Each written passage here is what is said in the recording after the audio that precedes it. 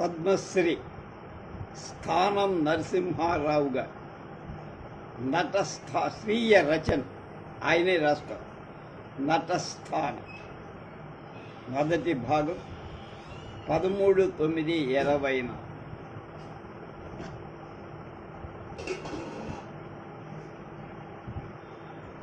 ఆంధ్రదేశంలోని భారతదేశంలో ఒక కళాకారుడికి తొలిసారిగా పద్మశ్రీ పొందిన అదృష్టం ఆయనకే దక్కింది. అది మనకి అదృష్టం కనుక స్థానం నరసింహారావు గారికి పద్మశ్రీ పొందిన తొలి తెలుగు కళాకారు. ఆ పుస్తకం మీద బొమ్మ ఆయన చక్కగా బాగా ఉంది నా విషయంలో.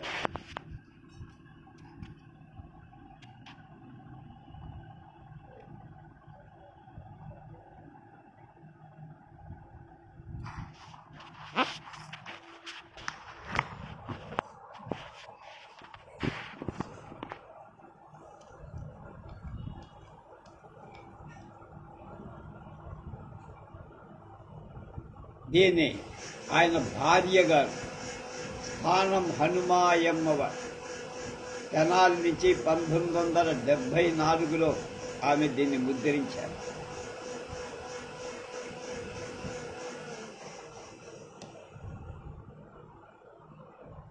₹20 పుస్తకం ఖరీదు. మనవి అని చెప్పి మొదలుపెట్టారు. ఎందరో మహానుభావులు, వారందరికీ వందనం. పద్మశ్రీ బిరుదాంకితుడు స్థానం నరసింహారావు గారు నటస్థానం అని పెంచుకోవాలనే అభిలాషతో 1970లో ఈ పుస్తకం పూర్తి చేశారు. శ్రీ పివి నరసింహారావు ముఖ్యమంత్రులుగా ఉన్న ఈ పుస్తకం అచ్చు వేయటానికి ఆర్థిక సహాయం కూడా అందజేశారు. దురదృష్టవశంతో ఈ పుస్తకం వెలుగులోకి రాకముందే 21/2/71 ఆదివారం ఏకాదశి పర్వదినాన ఉదయం స్థానం వారు కాలధర్మం పొందారు. ఆ మరుసటి సంవత్సరం అచ్చు వేయటానికి కరెంటు కోత, కాగితపు కోత, ఆంధ్రోద్యమం మొదలైన కారణాల వల్ల ఇంతవరకు ముద్రణ కాలం అతి ప్రయాసలకు వచ్చి ఈనాటికి ఈ కార్యం సిద్ధించి ఈ పుస్తకం రసజ్ఞుల పఠితులకు అందించారు. యావత్ భారతదేశమంత కళాకారులను ప్రథమంగా పద్మశ్రీని బిరుదం వారికి యావత్ భారతదేశంలో, ఇది గుర్తుపెట్టుకోవాలి, ఇందాక నేను పోయిన చెప్పాను, యావత్ భారతదేశంలో కళాకారులలో ప్రప్రథమంగా పద్మశ్రీ బిరుదు పొందటం, అందులో వారి అర్ధాంగిగా ఆ సంతోషంలో భాగం పంచుకోవటం నాకు మహద్భాగ్యంగా ఉంది అంటున్నారు. వారికి నాటక కళ మొదట విలాసంగా ఉపయోగించి తర్వాత ఆ కళ జీవిత పోషణకే ఉపయోగపడి ఆధ్యాత్మిక తత్వాన్వేషణకు కూడా దారితీసింది. వారి కోరిక ప్రకారం రాష్ట్రపతి గౌరవనీయులు శ్రీ వరాహగిరి వెంకటగిరి గారు నటస్థానం కృతి స్వీకరణ సిద్ధిస్తారు. వారికి ధన్యవాదాలు. ఈ గ్రంథ ముద్రణకు సహకరించిన పెద్దలకు నా కృతజ్ఞతలు. ఇందుకు తోడ్పడిన చిరంజీవి నేలకంటి శేషగిరి, ముద్రించిన బుల్లెమాంబ ప్రెస్ కొమరిపాలెం వారికి నా అభినందన. సర్వ హక్కులు మా మల్లుడు చిరంజీవి నేలకంటి వెంకటరమణమూర్తి, కొమరిపాలెం ఆయనకు చెందు. నాట్య ధర్మి స్థానం వారు రచించిన నటస్థానం పుస్తకాన్ని రసజ్ఞులు ఆదరిస్తారని నేను ఆశిస్తున్నానని స్థానం హనుమాయమ్మ స్థానం వారి ధర్మపత్ని తెనాలిలో 19/7/74 చెప్పారు, రాశారన్నమాట పుస్తకాలు.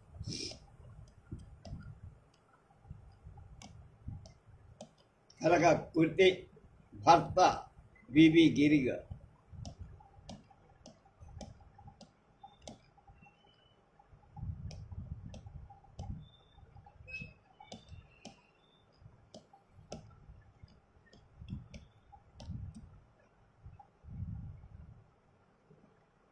ఆయన స్థానం నరసింహారావు గారి గురువు గారు త్రిపురారి భట్ల వీరరాఘవ స్వామి గారు. వీరి గురించి ఈ మధ్యనే నేను వ్యాసం రాశా, మీ అందరూ చదివారు కూడా.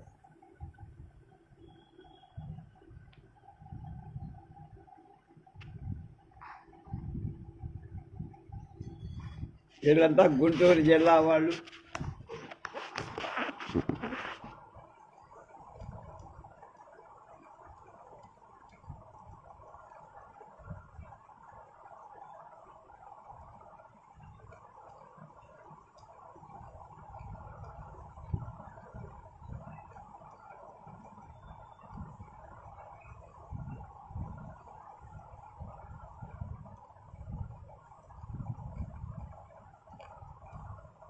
ఇందులో 4 భాగాలుగా రాశారు వారు. ఒక కథానికి వద్దాం. నటస్థానం ప్రథమాధ్యాయం. ముందు మాట. మా ఇంటి పేరు స్థానం వారు, నా పేరు నరసింహారావు. మా స్థానం అని నా కళాభిమానులందరూ అంటూ ఉంటారు. మా స్థానం సోదర స్థానం అని సాటి నటులు పిలుస్తారు. నటస్థానం అనిపించుకోవాలని నా కోరిక, అభిలాష. నటస్థానం అంటే నటులకొక చోటు, లేక నటనకొక స్థానం, ఒక గమ్యం. ఈ 3 పదాలు నాటక రంగానికి చెందినవి. స్థానం అనేది నాటక రంగం ప్రకృతికి ప్రతిబింబం. ప్రకృతి ఈశ్వర మయం అంటారు కదా పెద్ద. ఈశ్వరుడు నాట్య విలాసి. ఆ నాట్య విలాసంలో ఒక చిందే ఈ నాటకం. నాటక హృదయమే అభినయం. అభినయం ఆహార్యమని, ఆంగికమని, వాచికమని, సాత్వికమని 4 రకాలని భరతముని చెప్పారు. ఈ అభినయానికి జీవం నటన. ఈ నటనకు పటిమ భావ ఉద్వేగం.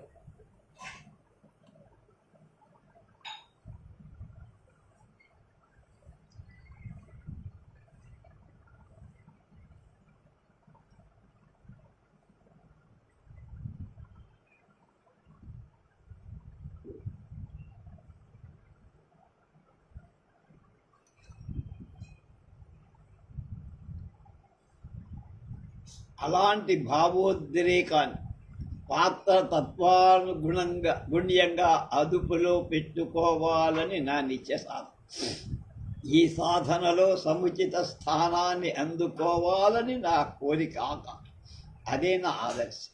అందుకు నా నట జీవితమంతా అంకితం కావాలని నా ఆశయం. ఈ ఆశయ సిద్ధికి ఆంధ్ర నాటక రంగాన నా కృషి దాదాపు 40 ఏళ్ల కాలం అవిరామంగా సాగి.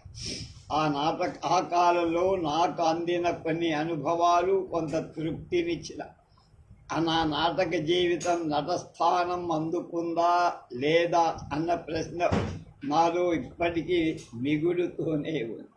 అట్టి స్థానాన్ని ఈ జన్మలో కాకపోతే నా ముందు జన్మల సంస్కారానికైనా అర్హత లభిస్తుందా అనే అనుమానం కూడా ఇప్పుడు కలుగుతూ ఉంటుంది.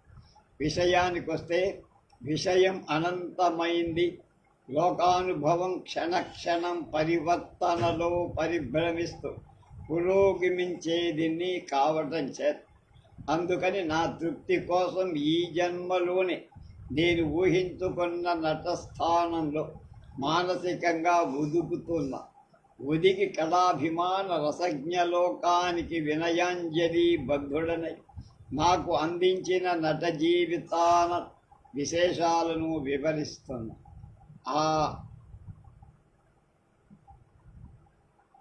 ఆ వివరణ కొన్ని చోట్ల అతిశయోక్తిగా, స్వోత్కర్షగా కూడా అనిపించి అవన్నీ నాకు లభించిన యథార్థ అనుభవాలుగానే కళాభిమానులు గ్రహించాలని కోరుతున్నా. అందులో కొన్ని ఫలితాలైన వాడిని నటులకు అందుబాటైతే భావి నటుల నా నాటక కళా సాధన కొంతైనా ఫలిస్తుందని తృప్తి పొందు. నా నట జీవితంలో 50 ఏళ్ల కాలం వెనక్కు చూసుకొని జ్ఞాపకానికి అందినంత వరకు నా నటనకు దోహదమైన విషయాలను భావాలను మనవి చేస్తాను. అందులో నా భావాలకు తగిన భాషా పుష్టి ఉండకపోవచ్చు. వాటిని సహృదయులైన పాఠకులు నన్ను మన్నిస్తూ సరిచేసుకొని భావాలని గ్రహించాలని కోరుతూ స్థానం. నా జనన కాలం. నేను జన్మించిన తేదీ ఇంగ్లీషు లెక్కల ప్రకారం 23/9 ఈ నెలలోనే 1902. అంటే ఆయనకి శత జయంతి కూడా దానికి 25 అయిపోతుంది. తెలుగు లెక్క ప్రకారం శుభకృతునామ సంవత్సర దక్షిణాయన వర్ష ఋతువు భాద్రపద మాసం కూడా ఇదే. రోహిణీ నక్షత్ర తృతీయ పాది జనం. చంద్ర మహర్దశాశేషం 4 సంవత్సర 6 నెలలు 19 రోజులు. ఉదయాది 15 ఘడియలు 18 విఘడియలు అని మా తండ్రి గారు ఎన్నడో జాతకం రాయించారు. ఈ జాతకాన్ని గుంటూరు జిల్లా తాలూకా చుండూరు గ్రామ దైవజ్ఞుడు శ్రీ రామకవచం వెంకటేశ్వర శాస్త్రి గారి దైవజ్ఞ పదం అనే గ్రంథం నుంచి శాస్త్రి గారి చేత సరిచూడబడింది. శాస్త్రి గారికి కృతజ్ఞతలు చెప్తున్నానని. ఆ జాతకం కూడా ఎవరికైనా కావాల్సిన వాళ్ళకు ఉపయోగపడుతుంది కానీ నేను చూపిస్తున్నా.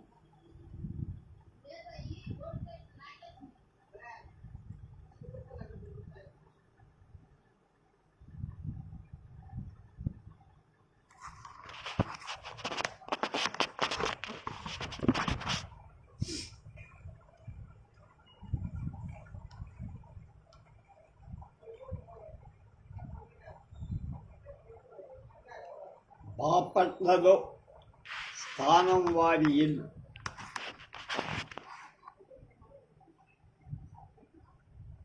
రెండంతస్తుల భవనం.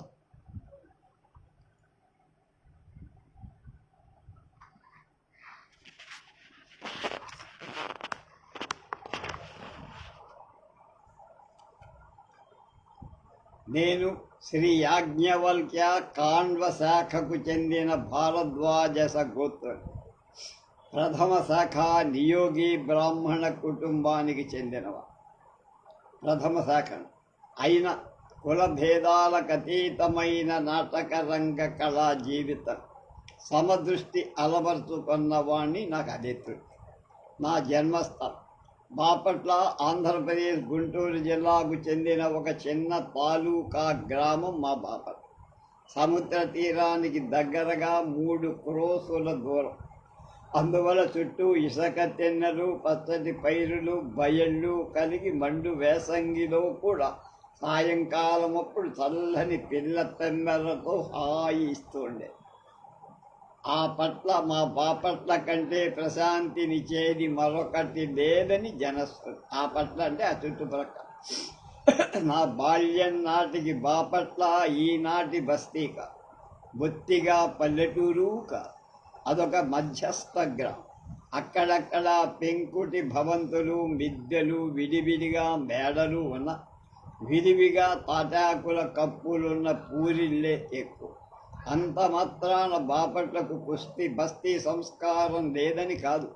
కొంత ఉద్యోగ హోదాతో, హుందాతనంతో కూడా విలసిల్లుతూ ఉండే. అంతేనా కాక పూర్వమెన్నడూ చోళరాజులు ప్రతిష్ఠించిన భావనారాయణ స్వామి వారి పెద్ద దేవాలయం బాపట్లో ఉంది.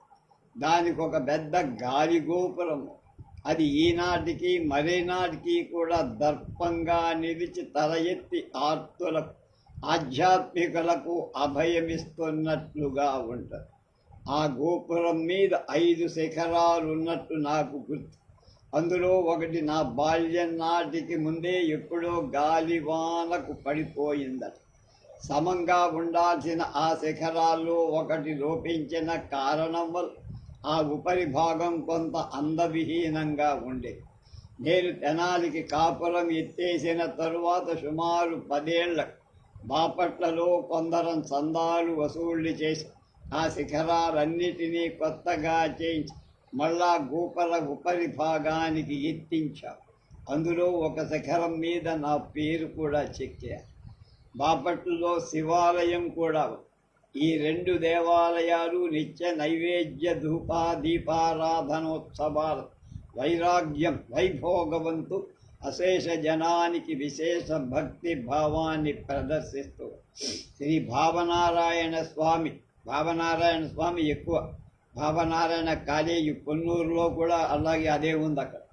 అలాగే భావనారాయణ కాలేజీ కూడా స్వామివారి ఆలయపు గోపురానికి ముందు భాగంలో ఒక కంకర రోడ్డు దక్షిణ దిశగా సముద్రం వైపుకు వేయబడి ఆ గోపురం నుంచి ఆ రోడ్డునే నడిచి ఒక ఫర్లాంగు దూరం పెడితే ఒక కుడి చేతి వైపున నేను జన్మించిన మా ఇల్లు ఉండేది. అది ఆనాటి పెద్ద ఇల్లే, కానీ తాటాకుల కప్పుతో అంతగా ఆకర్షణీయంగా ఉండేది కాదు. మా తాతల నాటి కాలం నాటిది. నా తండ్రి అన్నదమ్ములు 4. వారు తమ సంసారాలతో మా ఇంట్లోనే కాపురాలు ఉండేవారు. మా ఇంటిని ఆనుకొని పక్కనే రాసపూడి జగన్నాథరావు వకీలు గారి మేడ ఉండే. దానికి ఎదురుగా బ్రహ్మాండం బాపయ్య వకీలు గారి మేడ. ఈ 2 మేడలు నా జనన కాలం క్రితం నుంచి ఇవాల్టి వరకు నిలిచి నా బాల్య క్రీడలను జ్ఞాపకం చేస్తూ ఉంది. బాపట్లలో పుట్టిన మా ఇంటిని మా తండ్రి గారి హయాంలోనే అమ్మేశారు. ఇప్పుడు ఆ స్థలంలో land mortgage cooperative society urban bank building కట్టారు. మా తాతల నాటిది 1600 గజాల నివేశ స్థలం ఒకటి భావనారాయణ స్వామి వారి దేవాలయపు ఉత్తర ప్రాకారాన్ని ఆనుకొని ఉంది. ఆ స్థలంలో మా తండ్రి ఆయన 3 అన్నదమ్ములు సమంగా పంచుకొని ప్రత్యేకంగా ఇల్లు కట్టుకొని 1916లో మా భాగపు పంపిణీలో మా నాయన గారు పెంకుటిల్లు కట్టారు. ఆ ఇంటిని మా తండ్రి గారి తదనంతరం మా హయాంలో 1929లో మార్చేసి ఒక డాబా ఇల్లు వేయించారు. దానిపై 1933లో ఒక అంతస్తు వేయించి మేడగా మార్చారు. ఇందాక చూసింది అదే. ఇప్పటికీ నా పేరు మీదనే ఆ మేడ అక్కడ ఉంది. అంతేగాక తెనాలి నాటక ప్రదర్శనాల కోసం కాపురం వచ్చిన 15 ఏళ్లకు తెనాల్లో ఒక డాబా ఇల్లు కొన్నాం. అది ఇప్పుడు గవర్నమెంట్ ఆసుపత్రి ఆవరణకు తూర్పు గోడను ఆనుకొని ఉన్న ఆవరణలో. ఈనాటి వరకు తెనాల్లో ఆ ఇంట్లోనే కాపురం ఉంటూ ఉన్నానే. నా వంశం, మా తాత పేరు నరసింహంగా. ఆయనకు 4 కొడుకులు. పెద్దవారు రామయోగి, 2వ వారు లక్ష్మీపతి, 3వ వారు హనుమంతరావు, 4వ వారు అప్పారావు. వీరిలో హనుమంతరావు గారు మా తండ్రి గారు దైవభక్తుడు. బాపట్ల మున్సిపల్ కోర్టులో చిన్న ఉద్యోగిగా ఉండే. 70 ఏళ్ళు జీవించి 1918లో పరమ పదం పొంది. నా తల్లి పేరు ఆదెమ్మగా. ఆమె 83 సంవత్సరాల కాలం జీవించి 14/6/1968 తేదీన శాశ్వతంగా కన్నుమూసింది. ఆ పూజ్య దంపతులకు మేము 5 సంతానం. అందులో నేను పెద్దవాడిని, జ్యేష్ఠ. నా మేనమామలు కీర్తిశేషులు కామరాజు వెంకట నారాయణ గారు. వారి ప్రథమ కుమార్తె నా భార్య. అంటే మేనమామ కూతుర్ని చేసుకో.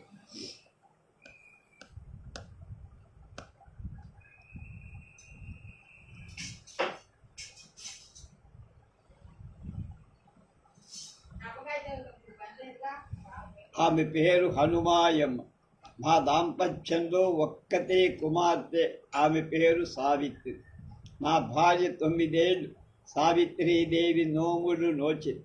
తత్ఫలితంగా ఈ కుమార్తె కలిగిందనే నమ్మకం, భక్తితో ఆ చిరంజీవికి సావిత్రీదేవి అని నామకరణం చేసుకో. ఈ అమ్మాయి భర్త నేలకంటి వెంకట రమణము. ఇతడు రంగస్థల అనుభవం ఉన్న మంచి నటుడు. బిఎస్సి బిఎడ్ వ్యాసై ప్రస్తుతం block assistant public relations officer ఉద్యోగం చేస్తాడు. మా అల్లుడు నా కుమార్తె దాంపత్యంలో భగవద్ అనుగ్రహం వల్ల కలిగిన సంతానాలు 3 ఆడపిల్లలు 2 మగపిల్లలు. మొదటి అమ్మాయి సూర్యవర్ధిని దేవి మనవరా, రెండవ అబ్బాయి వెంకట సుందర శివాజీమ, 3 నాగసత్య శ్రీలక్ష్మీదేవి, 4 భారతీదేవి, చివరి వాడి పేరు భగవాన్ నృసింహ శ్రీనాథమూర్తి.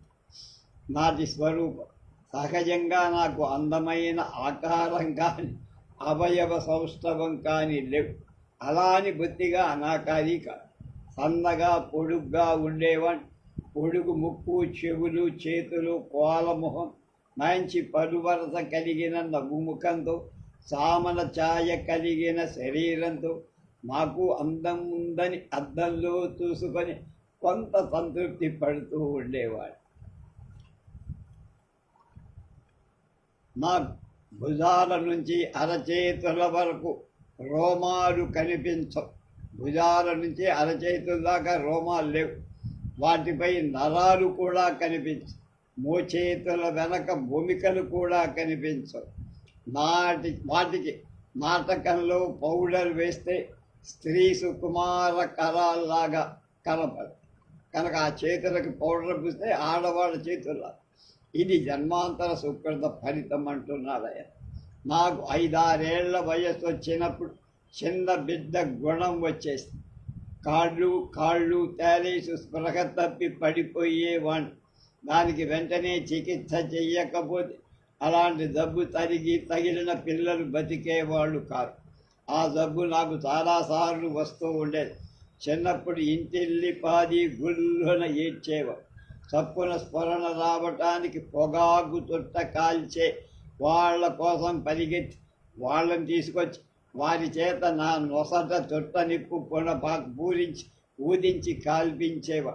అలా కొన్ని సెకండ్లు కాల్చగా నాకప్పుడు స్పృహ కలిగి కెవ్వున కేకేసి ఆ బాధకు తట్టుకోలేక ఏడ్చేవాణ్ణట. ఆ తర్వాత 2-3 ఏళ్ళ ఆ జబ్బు నయమైపోయింది. కానీ ఆ కాలిన మచ్చ ఇప్పటికీ నా పాలభాగాన కనుబొమల మధ్య ఉంది. దీనికి తోడు మరొకటి కూడా ఉంది మనకు లక్షణం. అది ఏమిటంటే మా తాతగారి చెవికి బంగారపు పోగు ఒకటి ఉండేది. దాన్ని ఆయన తర్వాత మా నాయన గారు దాచిపెట్టి నేను పుట్టాక దాన్ని మరొకంత బంగారాన్ని తీరిపెమెత్తి నేను పసివాడిగా ఉన్నప్పుడు ఆ పోగును నా చెవికి కుట్టించి అది ఇప్పటికీ నా ఎడం చెవికి ఉంది. అదే కాక ఇంకోటి ఉందయ్యో, అందవికారపు లక్షణం. ఇవన్నీ అందవికార లక్షణం. నా తలకు క్రాపింగ్ చెయ్యనీయకుండా అంటక తెర వేయించి నా వెనక పిలక జుట్టు ఒకటి ఉంచేవా. నా నొసలకు పై భాగంలో చంద్రవంకలాగా గురిగించేవా. ఇదొక చాందపు రూపంగా ఉంది. ఆ కాల్చబడిన మచ్చ, ఆ చెవి పోగు, ఆ చిలక జుట్టు ఏకమై మా క్లాసు పిల్లల్లో నన్ను అపహాస్యం చేస్తూ ఉండేవాళ్ళందరూ. అందువల్ల అల్లరి పిల్లల జట్టులో ఆడుకోవటానికి వెళ్ళేవాడిని కాదు. నా 10 ఏళ్ల వయస్సులో సాయంకాలప్పుడు నాకు కాలక్షేపానికి ఒక పిల్లల జట్టు అవసరమయ్యేది. నా అన్వేషణలో అదొక భజన జట్టు అయిపోయి. భజన జట్టు బాపట్ల భావనారాయణ స్వామి వారికి జరిగే ఉత్సవాలు అశేష జనానికి ఆకర్షణీయంగా ఉండేది. ఆ దేవాలయ ఉత్సవాలకు పండుగలకు దాదాపు 5-6 భజన సమాజాలు అక్కడక్కడా వెలసి స్వామిని సేవిస్తూ ఉండే. మా తాత ముత్తాతల కాలం నుంచి ఆ దేవాలయానికి ధర్మకర్తలుగా వస్తున్న వారిలో బాపట్ల వారు, శిఖరం వారు, దేశిరాజు, ఈ మా స్థానం వారు నేటికి ప్రముఖులు. మా వంశీయులైన పెద్దల దేవతారాధన అనుసరించడం నాకు చిన్నతనంలోనే భక్తి భావం మొలకెత్తి. దీనికి బాపట్లలో ఉండే కొందరు పిల్లల భజన జట్టు కొంత తోడ్పడింది. ఆ జట్టులో మేమంతా 10-16 ఏళ్ల వయస్సు కలవా భజన పరుడు. మాలో ఉండే ఒక్కొక్క పిల్లవాడి ఇంట్లో వంతుల వారిగా శనివారాల్లో భజనలు జరుపుతూ ఉండేవారు. ఈ పద్ధతి కొందరు పిల్లల ఇంటి పెద్దలకు నచ్చేదిక. వారు తమ ఇళ్లలో మా భజనకు వీలు లేదని మమ్మల్ని కరాఖండిగా తరిమేసి అలాంటి శనివారాలు మాకేమీ తోచేదిక. తర్వాత నాకొక ఆలోచన కలిగి ప్రతి శనివారం మామూలుగానే ఆలయంలోనే మా భజన చేసుకుందాం అనుకున్నాం. 4-5 శనివారాలు మా భజనలు ఆలయంలోనే కొనసాగించాం. ఆ సమయంలో గుళ్ళోకి వచ్చే భక్తులు మా చుట్టూ మూగేవారు. ఆ మూగిన వారి మాటల వల్ల, కొందరు కొట్టే జయగంటల ధ్వని వల్ల గుడి ప్రతిధ్వని. అందువల్ల మా భజన పాటలు శృతిబద్ధంగా వంత పలికేవి కావు. మా ధ్యాసంతా ఆ మూగిన వాళ్ళ మీద, ఆ గంటల శబ్దం మీద ఉండేదే కానీ భగవంతుడి మీద అసలు నిలిచేదే కాదు. మతి చంచలమై శృతితో అల్లరి భజనగా మారిపోయి అందులో బాగా పాడగలిగిన వాళ్ళకే గొంతులు పిగిలేవు కావు. అర్చకులు కూడా మధ్య మధ్య వచ్చి మమ్మల్ని కసలుతూ ఉండే. మరికొన్ని కారణాల వల్ల మా జట్టులో కొందరు పిల్లలు తగ్గిపోవటం కూడా జరిగిపోయి చివరకు మా 10 మందిలో ఏ 3-4 నిరుత్సాహపడుతూ నిలిచేవాళ్ళం. అందులో నేనొక్కటి. ఈ విధంగా నిరుత్సాహపడుతూ వరుసగా 4 శనివారాలు భజనలు సాగక నీరసించి పోయినట్లు అయిపోయింది నా పరిస్థితి. భజన మందిరం మా భజన జట్టులో ఒక పిల్లవాడు ఉండేవాడు. అతని పేరు నరాల శెట్టి వెంకట్. ఈతడు మాలో అందరికంటే భక్తి ఎక్కువ ఉన్నవాడు. మేమంతా అతనికి వెంకుదాసు అని పేరు పెట్టారు. అతని తండ్రి మల్లెపూల తోటకు నీరు పోసి పెంచి దాని మీద వచ్చే ఆదాయంతో తన కుటుంబాన్ని పోషించేవాడు. ఆ పూల తోట బాపట్లను ఆనుకున్న అగ్రహారంలో ఉంది. వెంకయ్య కోరికపై ఒకనాడు మాలో కొందరం ఆ తోటకు ఆడుకోవటానికి, అందులో అక్కడక్కడ జీడి మామిడి చెట్లు, చాలా భాగం ఇసుక భూమి. పూల చెట్ల పెంపకానికి 2 పెద్ద దొరువులు ఉన్నాయి. ఒక పక్కగా శిథిలమైన తాటాకుల గుడిసె ఉంది. దగ్గరకు వెళ్ళి చూశాం. దీన్ని మన భజన మందిరంగా బాగు చేసుకుంటే ఎవరి గొడవ లేకుండా ప్రశాంతంగా ఉంటుందనుకున్నాం. అంతా కలిసి వెళ్ళి వెంకయ్య తండ్రిని అడిగారు. అలాగే చేసుకోండి అన్నాడే. మాకెంతో ప్రోత్సాహమై 2 రోజుల్లోనే అంతా కలిసి బాగు చేసుకున్నాం. ఆ తండ్రి మాకెంతో సహకరించారు. కొత్త తాటాకులు తెచ్చి గుంజలకు లోతుగా కొద్దిగా చిన్న పాకగా తయారు చేశాడు వెంకయ్య తండ్రి. మంచి రోజు చూసి శ్రీరాముల వారి పటం పెట్టి ప్రతి శనివారాలు మా భజనలు అక్కడ సాగించాం. మా భక్తి శ్రద్ధలకు సంతోషపడి ఆ అగ్రహారంలో ఉండే కొందరు పెద్దలు కూడా వచ్చి మాకెన్నో విధాలుగా సహకరించారు. మా భజన క్రమంగా చాలామంది భక్తులను ఆకర్షిస్తూ ప్రవర్ధమానంగా 4 నెలలు సాగి. గాత్ర సాధన. మా జట్టులో నా సహాధ్యాయులు 2 ఉండేవి. అందులో ఒకరు దామరాజు వెంకట సుబ్బయ్య, 2వ వాడు టంగుటూరి సుబ్రహ్మణ్యం. వెంకట సుబ్బయ్య మా అందరిలో వయస్సులో తెలివితేటల్లో పెద్ద. రామదాసు కీర్తనలు మంచి భక్తి భావం శ్రావ్యంగా పాడేవారు. అతన్ని మేమంతా అనుకరించేవారు. ఇక సుబ్రహ్మణ్యం దాశరథి శతకంలోని పద్యాలు అర్థవంతంగా శ్రావ్యంగా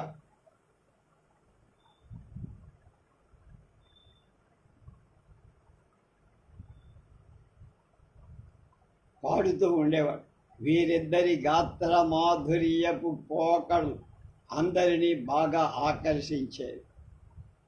నా గాత్రలో అంతటి శ్రావ్యత లేకపోతే శబ్దమైన స్ఫుటంగా పెద్దగా వినిపించేది కాదు. వాళ్ళలాగా పాడాలని పట్టుదల నాలో పెరిగింది. బద్ధతే విద్య అనే సూక్తి నాకు తెలియకుండా మొలకే.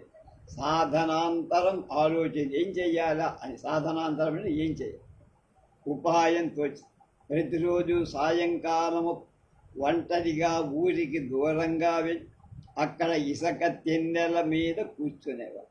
బాగా చీకటి పడేదాకా నేను ఎవరికీ కనిపించకుండా పెద్దగా ఆ భజన కీర్తనలు పద్యాలు పాడేవారు.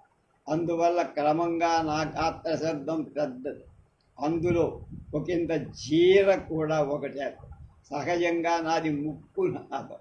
అది ఆ ఇసుక దిబ్బల మీద అభ్యాసం చేసుకున్న నా గాత్ర ధ్వనిలో జీర ఏర్పడడం వల్ల తంజావూరు తంబూరా తంత్రులకు జీవం పెట్టినట్టు పలికే ఆ సాధన మా భజనలో నాకు కొంత ప్రాముఖ్యతనిచ్చింది.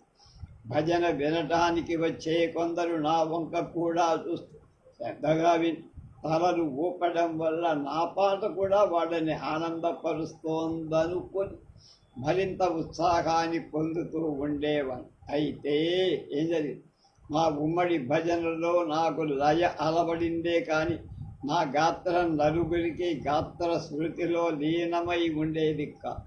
పద్యం మధ్యలోనే మరో శృతిలోకి దిగజారిపోయి మా అందరికీ ఎవరి గాత్ర శృతులు వాడివే అయినా మొత్తం మీద మా భజన ఉద్రేకపూరితంగా ఉండి ఎవరికి వాళ్ళే భక్తి తన్మయులం అవుతూ ఉండి సాధు సమాగం. ఒకనాటి శనివారం సాయంత్రం మా భజన మందిరానికి సీతారాం బావాజీ అనే పేరు గల ఒక సాధువు వచ్చాడు. అతని చేతిలో సొరకాయ గొర్రతో ఏకతంత్రి గల తంబూరా ఉంది. మాతో పాటే తాళం వేశాడు. భజనంతా అయ్యాక మా కోరికపై తన తంబూరా మీటుతూ బ్రహ్మంగారి తత్వాలు పాడాడు. అది అతని గాత్రానికి శృతిబద్ధమై ఎంతో వినబుద్ధై.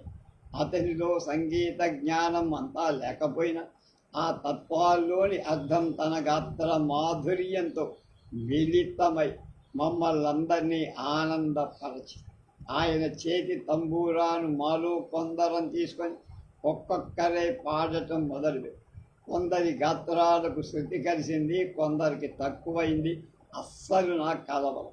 ఆయన మా ఊళ్ళో ఉన్నంత కాలంలో ప్రతి శనివారాలు సాయంత్రాల్లో మా భజన మందిరానికి వస్తూ ఉండేవారు. అప్పుడు విడివిడిగా ఆయన తాంబూరాను మేము తీసుకొని మీటుతూ దాని మీద పాడటం నేర్చుకున్నాం. క్రమంగా నా గాత్ర శబ్దం కూడా శృతిబద్ధమైంది. కానీ అన్నారు గుక్కపట్టు ఆయన గుక్కపట్టి పాడినంతసేపు పాడలేకపోయేవారు. నా వయస్సు అప్పటికి 15. నా ప్రయత్నాన్ని గమనించి నాలో లోపం తెలుసుకున్నట్టుగా నవ్వాడు. ఆ సాధువు ఊపిరి బిగపట్టమన్నాడు. లేకపోతే పాడలేవన్న విధానం చెప్పమన్నా. తాను పద్మాసనం వేసుకున్నాడు. వ్రేడుతో తన ముక్కు యొక్క ఒక రంధ్రాన్ని మూసుకొని రెండో రంధ్రం గుండా ఊపిరి పీల్చి బిగబెట్టి అలాగే 2 నిమిషాల పాటు ఉంచుకొని ఊపిరి మెల్లగా విడవటం చూపించి నేను ప్రయత్నించా. 1/2 నిమిషం కంటే హెచ్చుగా ఊపిరి నిలపలేకపోయి ఆయన మళ్ళా ప్రయత్నించమని 10 సార్లు ప్రయత్నించి ఊపిరిని దాదాపు 1 నిమిషం దాకా నిలపగలి. ఆయన ఆశ్చర్యపడు. ఎందుకు ఆశ్చర్యం? మొదటగా ఊపిరి పట్టి నిలుపుకునేవాళ్ళు పెద్దవాళ్ళే నిమిషం దాకా నిలపలేరురా. నువ్వింతవరకు నిలపగలిగావంటే నీకేదో పూర్వజన్మ సాధనా బలం కొంత ఉన్నట్టు అనిపిస్తుంది నాయన. కనుక నువ్వు ఈ విధంగానే ప్రతిరోజు నీకు వీలైనప్పుడల్లా సాధన చేసుకో. గుక్క పట్టి ఇంకా ఎక్కువసేపు పాడగలవు అన్నారు. ఆ హితం నాకెంతో ప్రోత్సాహకరం. అలాగే ప్రతిరోజు ముఖ్యంగా కాలకృత్యాలు తీర్చుకున్న వెంటనే ఏం తినకుండా 1 అరగంట కాలమైన అభ్యాసం చేస్తే నాకంటే మించిన స్థితికి రాగలవన్నాడు. దానివల్ల నీ ఆరోగ్యం అభివృద్ధి అయ్యి ఆయు ప్రమాణం కూడా పెరగగలదని కొంత వేదాంతం కూడా చెప్పారు. అది ఆనాడు నాకంతగా అర్థం కాకపోయినా ఆశ కలిగి తర్వాత నా అభ్యాస క్రమంలో బాగా ఊపిరి పట్టి పాడటం అలవాటు. తర్వాత రాగాలాపనలోని శబ్దాన్ని మరికొంతసేపు పొడిగించటానికి మరో ఉపాయం కూడా చెప్పారు. ఒక్కబట్టి ఆ గాలిని గాత్ర శబ్దంతో నెమ్మదిగా వదులు ఆ అనే ఆలాపన శబ్దాన్ని సాధ్యమైనంత కాలం పొడిగించటం అలవాటు చేసుకోమని. ఆయన మాతో ఉన్నప్పుడల్లా ఆయన తంబూరాతోనే మా భజన శృతిబద్ధంగా సాగి ఆయన వెళ్ళిపోయాక మా భజన మళ్ళా యథాప్రకారం ఎవరి శృతి వాళ్ళది అయిపోయింది. ద్వితీయాధ్యాయం హార్మోనియం శృతి.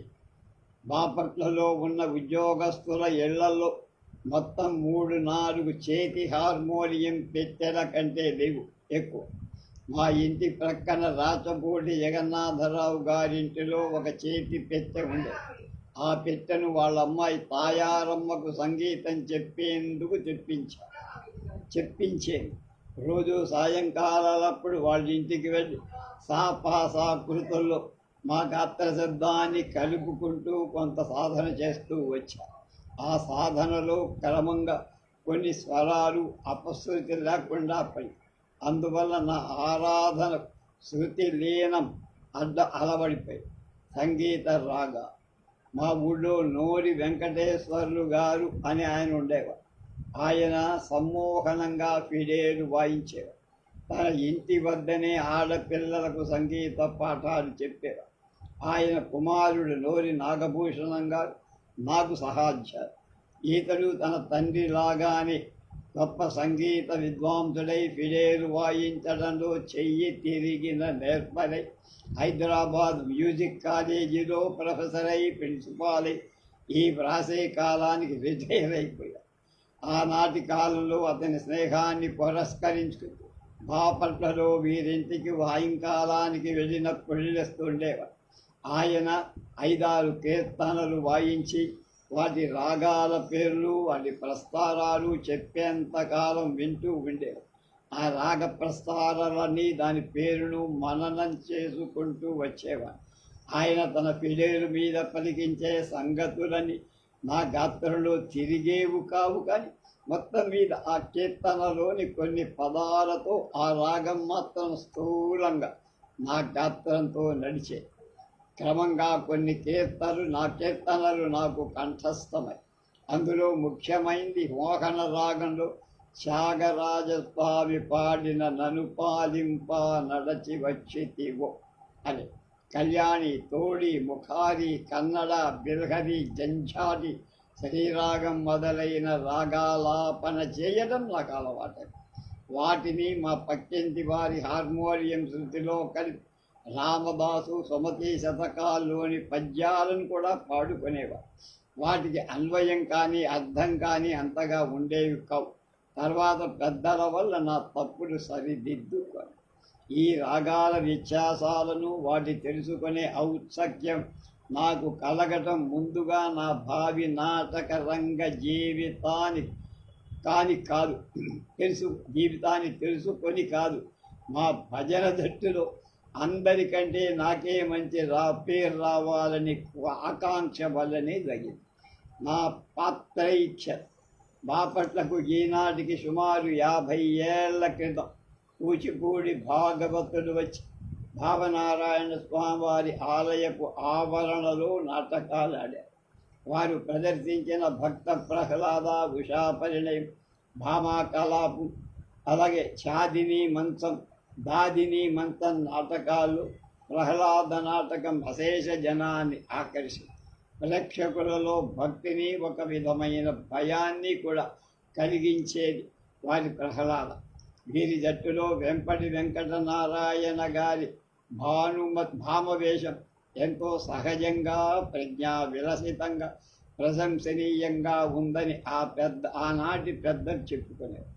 ఆయన స్త్రీ వేషం వేస్తే ఎంతో ఆదరంతో నా మనసులో చాలా కాలం వరకు ఆ ఫోటో అలా నిలిచిపోయి. ఆ వేషం బాగుందని నా వయస్సులో ఉన్న నా స్నేహితులు చేసే ప్రసంగాల్లో నేను ఊరికే విని సంతోషించేవాణ్ణి, కానీ ఏ విధంగా బాగుందో మాత్రం చెప్పలేకపోయేవా. నన్ను వారు ప్రశ్నించినప్పుడు నా సమాధానానికి ఎంతో సిగ్గు ముంచుకోవచ్చు అన్నట్టుండి మాట పెగిలేది కాదు. దీనికి కారణం ఆయన ప్రకటించిన అలాంటి వాటిలో మనస్సులో హత్తుకొని పోయిన వాటిలో ఉంటుందని ఇప్పుడు అనుకుంటా. అప్పటి నా వయస్సు కొంత లోకజ్ఞాని పొందుతోందప్పుడు.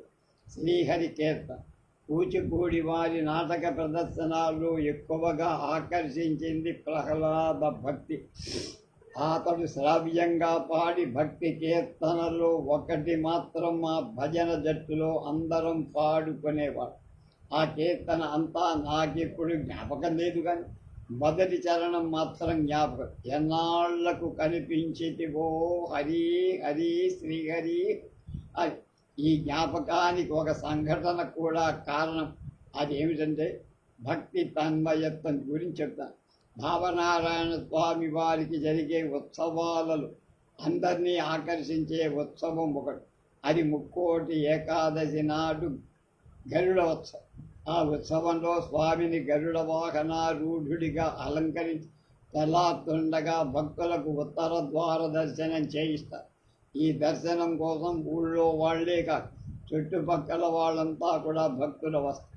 మా పెదనాయన రామయోగి గారు ఆలయపు ధర్మకర్తలలో ఒకరు అవటం చేత మా తండ్రి గారు కూడా ఆ ఇంట్లో కాపురం ఉండటం చేత మేమంతా తెల్లవారుజామునే నిద్రలేచి కాలకృత్యాలు తీసుకొని తల స్నానం చేసి శుభ్రవస్త్రాలు కట్టుకొని కొబ్బరికాయలు చేత్తో పట్టుకొని స్వామివారి ఉత్తర ద్వార దర్శనానికి గుళ్ళోకి వెళ్ళాం.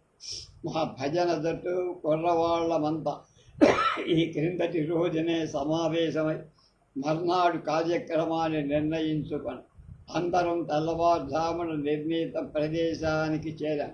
అక్కడ నుంచి భజన చేసుకుంటూ గుళ్ళోకి వెళ్ళి మాలాగే మరి 2-3 పెద్దవాళ్ల భజన జట్లు కూడా వచ్చారు. స్వామి అధిష్ఠించిన గరుడ వాహనం వెంబడి మా జట్టు నడుస్తారు.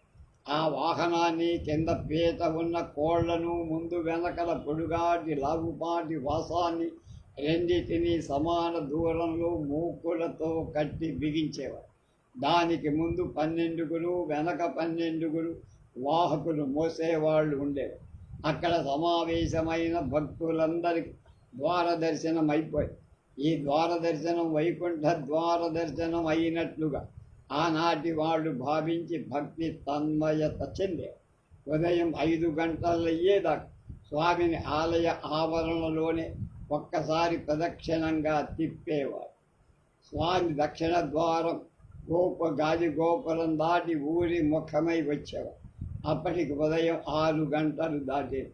ఆ గోపురానికి ముందున్న రోడ్డున 1 ఫర్లాంగ్ దూరం వెళితే మా ఇల్లే. ఈలోగా స్వామి ప్రతి ఇంటి ముందు ఆగుతూ హారతులు అర్చనలు అందుకుంటూ ఉండటం మా ఇంటి దగ్గరకు వచ్చేటప్పటికే సుమారు 6:30 అయ్యేది ఉదయం. స్వామి మా ఇంటి వద్ద ఆగారు. నాకు ఇప్పుడు జ్ఞాపకం ఉంది. మా నాయనగారు ఆయన 3 అన్న తమ్ములు ముఖాలకు బొజ్జలకు పంగనామాలు పెట్టుకొని నడుములకు వస్త్రాలు చుట్టుకొని భక్తి భావంతో మా వాకిలి ముందు నిలబడ్డారు. వారి చుట్టూ మా బంధువులంతా గుమికూడివని. మా భజనలో కూచిపూడి వారి ప్రహ్లాద వేషధారి పాడిన ఎన్నాళ్లకు కనిపించితివో హరి హరి అనే పాటతో భజన చేస్తున్నాం మేము. అది 3వ కాలపు సంగతి. అందుకొని రోడ్డునకు ఎదురు ముఖమై ఉన్న స్వామి రోడ్డు ప్రక్కగా ఉన్న మా ఇంటి ముఖం వైపు తిరిగారు. ఎత్తున ఉన్న స్వామి ముఖం వైపే నా దృష్టి నిలిచి ఉండటం వల్ల స్వామి మా భక్తికి మెచ్చి మా ఇంటి కలిసి అభిముఖంగా తన ముఖం తిప్పినట్లుగా నాకు ఒక భావన కలిగి నా ఒడలు ఆనందంతో పులకించి నా తాళం గతి తప్పి ఎంతలో భజనలు ఎవరో ఒకరు శ్రీమద్ రమారమణ గోవిందో హార్ అని కేకేసి ఆ కేకను మేమే కాక చుట్టుపక్కల ఉన్న వాళ్ళంతా అనుసరించి పెద్ద కేకలతో నాకు కన్నుల నీరు కమ్మి కాళ్లను భూమి మీద నిలపలేకపోయి మతిపోయినట్టు చెమటలు కమ్ముతున్నారు. ఓ శ్రీహరి శ్రీహరి అనే పదం చెవుల్లో ప్రతిధ్వనిస్తుండగా స్పృహ తప్పి పడింది. కొద్ది క్షణాల వరకు లేవల. నా మీద నీళ్లు చదివినట్టున్నారు. ఒళ్ళు తెలిసి కళ్ళు తెరిచా. చుట్టూ జనం, మా అమ్మ నాన్న బంధువులు అంతా గగ్గూడు పడుతుంది. మా అమ్మ నెత్తిన కొట్టుకుంటూ ఏడుస్తూ మా పెదనాయన ఓదార్చ. ఎంతలో నాకు తెలివచ్చి ఒళ్ళు తెరిచి చప్పున లేచి కూర్చి స్వామికి ఇచ్చిన హారతి నా కంటికద్ద. నా అంతట నేనే లేచి నిలబడ్డా. కొద్ది తూరుడు తగ్గింది. పట్టుకొని నిలబెట్టా. స్వామికి నా చేత దండం పెట్టించారు. మేళతాళాలు విజృంభించి మోగాయి. జనం యథాప్రకారం సర్దుకొని స్వామి వెంట నడిచారు. నన్ను మా నాయన పట్టుకొని మెల్లగా స్వామి వెంట కొంత దూరం నడిపించారు. ఆ తరువాత ఇంటికి తీసుకొచ్చి ఆ సాయంత్రానికి నా బడలికంతా తీరిపోయి 2 రోజుల దాకా మా వాడు నన్ను ఇల్లు కదలనివ్వదు. స్వామి మా ఇంటి కరిముఖంగా తిరగటంలో మా భక్తికి మెచ్చిగాదని మా పెదనాయన గారి ధర్మకర్తృత్వపు అధికారం ఆ మోసేవాడికి ఆనాడు అలా చేయించిందని నాకు ఆ తర్వాత తెలుసు. ఎవరి వల్లనైతే నేను భక్తి పరంగా అదొక కారణం. ఆలో ఒక తన్మయత్వం కలిగి అది నా చిన్నప్పుడే నాకు కలగడం ఆలోచిస్తే నా జన్మాంతర సాధనేదో ఆనాడు నాలోంచి ప్రప్రథమంగా బయటికి వచ్చి బీజాంకురమైనట్లు ఇప్పుడు తెలుస్తుంది. ఇందువల్ల మంచి నాటకం చదివేటప్పుడుగా, మంచి సినిమా చూసేటప్పుడుగా వాటి పాత్రతత్వాల్లో నా మనస్సు లీనమై నాకెప్పటికీ కన్నీళ్లు అప్రయత్నంగా తిరుగుతూనే ఉంటాయి. నాకు కూడా అంతే బాబు. ఇది వ్యక్తిగత విషయం అయినా దీని ప్రభావం నా నటనలో, అభ్యాస క్రమంలో లభించిన ఏకాగ్రత క్షణకాలంలో విద్యుత్ శక్తిలాగా లభించి నా పాత్రకు జీవం కలిగించేది. చిత్రలేఖన. ఒకనాడు శ్రీరామ నవమి వచ్చి మా భజన మందిరాన్ని కిందటి రోజు నుంచి రంగు కాగితాలతో, మామిడి తోరణాలతో అలంకరించుకుంటుంది. ఆ మందిరంలో శ్రీరాముల వారి పటం తగిలించబడి గోడకు ఆ పటం చుట్టూ చిత్రలేఖం తెలిసిన వాళ్ళకు రంగుల సీమ సున్నాలతో లతలు, పువ్వులు చిత్రించడం మొదలుపెట్టి అతడు ఆ వైపున మాత్రమే చిత్రించి మరోజు ఉదయానికెల్లా పూర్తి చేస్తానని వెళ్ళిపోయాడు. మర్నాడు రాల. ఆ చిత్రకళ అసంపూర్తిగానే నిలిచిపోయి కబురం జ్వరంతో బాధపడుతున్నాడని రాలేదని సమాధానం. ఆ రోజే శ్రీరాములు అలా అసంపూర్తిగా పటానికి ఒక భాగమే చిత్రించడం ఉండటం నా మనసు బాగాలేదనిపించి ఆ ఉదయమే మిగతా 2వ వైపు భాగాన్ని పూర్తి చేద్దామని నాకనిపించి ఆ చిత్రకారుడు అక్కడే ఉంచిపోయిన సీమ సొన్నపు రంగు కణికల ఆ భాగాన్ని చూస్తూ తప్పులను తుడుస్తూ కొంచెం ఇంచుమించుగా అదే మాదిరిగా చిత్రించి 2 గంటలు బట్టి నా చిత్రీకరణ నాకు అంతగా బాగలేకపోయినా మొత్తం మీద బాగుందని నా తోటి భజన పరుడు అంటాం చేత కొంత సంతృప్తి కలిగి. అలాంటి అవసరం ఎప్పుడైనా కలగచ్చని ఏవో బొమ్మలు గీయటం క్రమంగా నేర్చు. ఇందుకొరకు ప్రకృతిలో అందమైన వస్తువుల కళ కనిపించి వాటిని నిలిచి చూస్తూ ఇంటికొచ్చి జ్ఞాపకానికి అందినంత ఊహించుకుంటూ చిత్రించేవాడు. రవివర్మ చిత్రించిన లక్ష్మీ సరస్వతుల బొమ్మలు నా మనసులో భక్తి భావాన నిలిచి వాటిని దగ్గర పెట్టుకొని చిత్రాలు చెడగొట్టి ఒక మాదిరిగా చిత్రించారు. తర్వాత వాటిని రంగులు పూసారు. ఎంతగా ఎన్ని రంగులు కలిపి పూసినా రవివర్మ చిత్రించిన రంగులు మాత్రం వచ్చేవి. ఆ బొమ్మలు ఆయిల్ కలర్స్ అని, నా బొమ్మలు వాటర్ కలర్. తర్వాత పెద్దల వల్ల తెలుసుకొని ఆయిల్ కలర్స్ మా ఊళ్ళో దొరకవు. ఒకవేళ దొరికినా వాటిని కొనే ఆర్థిక స్తోమత మాకు ఉండేది కాదు. చిత్రలేఖనంలో బహుమతి. అలా ఒక ఏడాది గడవగా 7వ ఎడ్వర్డ్ చక్రవర్తి కారోనేషన్ అంటే సామ్రాజ్య పట్టాభిషేకం. నేనప్పుడు బోర్డు హై స్కూల్లో 3rd ఫార్మ్.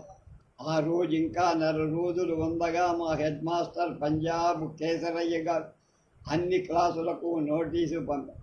కారోనేషన్ రోజున హై స్కూల్లో ఉత్సవం జరుగుతుంది. అందులో చిత్రకళా ప్రదర్శనం కూడా ఒకటి ఉంటుంది. విద్యార్థులు మంచి చిత్రాలు చేస్తే బహుమతులు ఇస్తారని చెప్పారు నోటి. మెట్రికులేషన్ దగ్గర నుంచి 3rd ఫారం దాకా ఉన్న విద్యార్థులు కొందరు చిత్రాలు రాయటానికి పూనుకొని నేను పూనుకొని ఏ బొమ్మ రాయాలి అని ఆలోచిస్తాను. నా సహాధ్యాయుడు కూడా కొంత చిత్ర రచన అనుభవం ఉన్నవాడు. అతని పేరు లక్ష్మణ్, అతని అన్న రామోయ్. మా అందరికంటే చెయ్యి తిరిగిన చిత్రకళ. అతని సహాయాన లక్మోజీ ఎడ్వర్డ్ బొమ్మని చక్కగా రగ్గులో చిత్రించి నేను వాళ్ళ ఇంటికి వెళ్ళి చూసి ఆనంది ఆ బొమ్మని నేను వేద్దామనిపించింది వేసి బొమ్మ ఆకారమైతే కుదిరింది కానీ వాటి రంగుల కూర్పు కదా. ఈతని బొమ్మ ముందు నా బొమ్మ రాణించదని అర్థమైంది. దాని వెంటనే తోట ఆపేశా. దాని పట్టుదల మాత్రం నాలోంచి తొలగల. నీరసించిన మాండేది. మళ్ళా ఏ బొమ్మ రాద్దామా అని ఆలోచించి కొన్ని అచ్చు చిత్రాలు చూశా.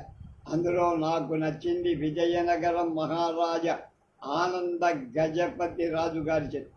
అది కన్యాశుల్కం నాటకంలో ప్రింట్ అయ్యింది. రంగులది కాదు కానీ వట్టి ఫోటో. అలాంటి బొమ్మను ఎవరు గీయరు కనుక నాకు పోటీ ఉండదనుకొని ఆ బొమ్మను చూసి 3 అడుగుల ఎత్తుగల చిత్రంగా రాద్దాం అనిపించింది.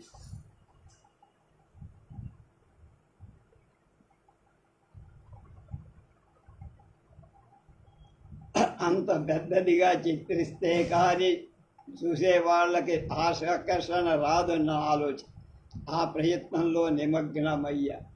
3 అడుగుల వెదురు బద్దలను రెండింటిని సంపాదించి వాటి గడుపులు లేకుండా చాకుతో చెవి సన్నని మేకులను 4 వైపులా మూలలు కొట్టి ఒక చట్టం తయారు చేసి మధ్య భాగంలో అంతకన్నా సన్నని వెదురు బద్దలు 4 అంగుళాల వెడల్పు గల చతురపు కంతలుగా ఉండేటు తడికల అల్ల. వాటిపైన అబద్ధం ఆ బద్దలు కనపడకుండా న్యూస్ పేపర్లు అంటించి నదరు వైపున తెల్ల కాగితాలంటే అది గట్టిపడి ఒక అట్టలా తయారై దానిపైన ఆనంద గజపతి చిత్రాన్ని చూస్తూ ఎన్నో తుడుపులతో ఆకారాన్ని గీశా. ఆ అందినంత వరకు వాటర్ కలర్స్ పూసి దాదాపు 15 రోజులు పట్టింది అది పూర్తవ్వడం. కారోనేషన్ డే ఇంకా 2 రోజులు ఉందనగా మా డ్రాయింగ్ మాస్టర్ సుందరరామయ్య గారింటికి నేను తీసుకువేసిన బొమ్మ తీసుకువెళ్ళి చూపించి ఆయన చూసి పెదవి విరిచి అబ్బే ఇది పనికిరాదురా బాగాలేదు అన్న. నా మనసు తిరుగు. నా ఆశాసౌధం ఒక్కసారి కూలిపో తల వంచుకొని కూర్చు కన్నీళ్లు గిర్రున తిరిగి ఆ తర్వాత నెమ్మదిగా ప్రాధేయపడుతూ నే పడిన కష్టాన్నంతా చెప్పా. నా కన్నీరు తుడుచుకోవటం ఆయన గమనించినట్టున్నాడు. జాలి కలిగింది కాబోడు. వెంటనే తన వద్ద ఉన్న రంగుల పెట్టె తెరిచి అందులో కొన్నిటి నీటిలో కుంచితో 1 గంటకు పైగా నా చిత్రంలో అక్కడక్కడ సవరించాడు. ఆ సవరింపు నా చిత్రానికి కొంత మెరుగు వచ్చినట్టుగా లోపాలు సంతోషించా. తీసుకెళ్ళి స్కూల్లో పెట్టమన్నా. దానికి గుడ్డ కప్పి ఉత్సవం రేపనగా ఆ సాయంత్రమే మా స్కూల్ చిత్రకళా మందిరానికి తీసుకువెళ్ళారు. అంత క్రితమే అందరి చిత్రాలు 4 గోడలకు తగిలింపబడి ఉండటం వల్ల అంతటి నా చిత్రాన్ని తగిలించే చోటే లేదక్కడ. మా స్కూల్ జనాన్ని బతిమాలి ఒక స్కూల్ తెప్పించి దాని మీద పెట్టి గోడకు ఒక మూల ఆడించి పెట్టా. ఉత్సవం రోజు రాని వచ్చింది. ఊళ్ళో ఉండే వాళ్ళంతా వచ్చి ఆ చిత్రాలను చూస్తూ వెళ్ళారు. నేను వాళ్ళకి వెనక కొంతగా దూరంగా ఉండి ఆ చూసే వాళ్ళని చూస్తా. కానీ కొందరికైనా నా బొమ్మ దగ్గర ఆగి ఉండటం లేదు. కొందరైనా అంతా గోడల మీద ఉన్న తగిలించబడిన చిత్రాలే చూస్తూ దాటిపోరు.